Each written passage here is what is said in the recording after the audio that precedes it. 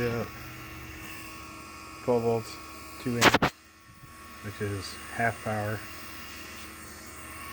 DC commutator, yeah, whatever. Anyway, we get 2 of these sets of commutators here in addition to the initial driving one.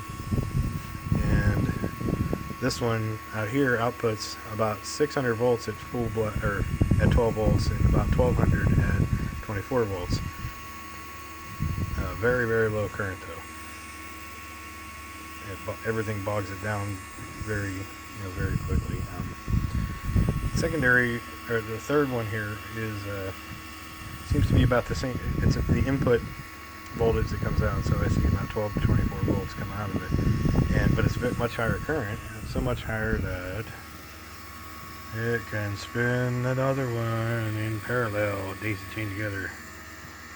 And but then I can show you as soon as I load it down. I'm trying to do this.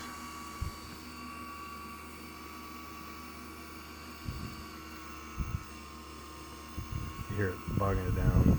Second one still spins, but anyway. So running it through this one's rated at 220 volts out, 0.08 amp, and then I see that, and when I crank this one up to full blast, I put up at 24 now, just as expected, 24 volts, under 2 amps, 24 volts, 2 amps, so pretty efficient. I'm going to hook the second one up now. You hear how much it bogs it down. But it's running, and now I can get quite a bit of output out of that. Pretty good current on this side. If I charge the capacitor up, and I can arc it pretty good.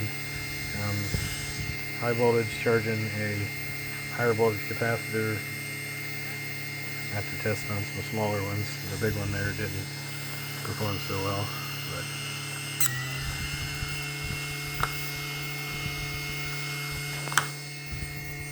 complete perfect DC output. I don't have it hooked up, but it's got clean. When it's hooked to a battery, it's got cleaner output than this thing. This thing makes all kind of noise in the signal. But what's on the battery, the rectified output, is a perfect straight line. It's great. I haven't scoped that one yet, but I assume it's pretty close.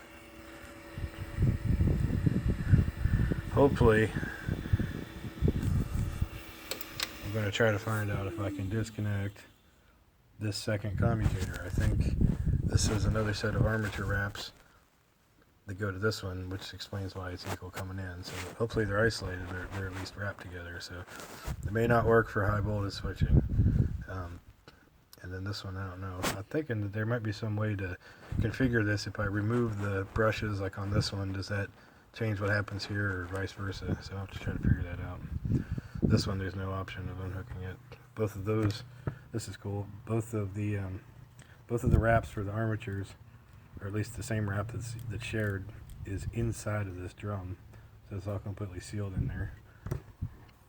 It's got a permanent magnet stator as opposed to this one with a DC field magnet stator, I believe.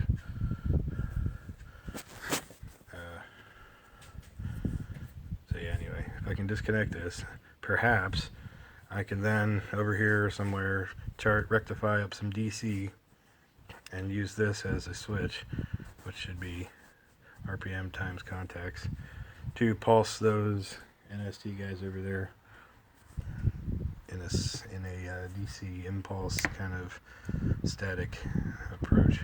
Might be interesting, because I don't know if I can unhook this or not without destroying it. We shall see.